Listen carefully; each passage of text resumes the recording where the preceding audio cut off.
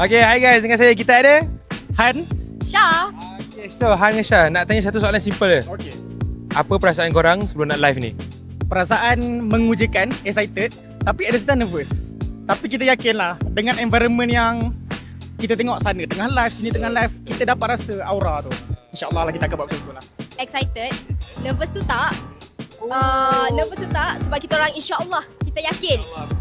Hari ni last day kita akan hentak still gila-gila punya. Kau-kau punya. Okay, so last question. Expectation korang untuk live malam ni? Korang kata last nak bagi kau-kau, expectation. Expectation, of course, kita akan buat yang terbaik.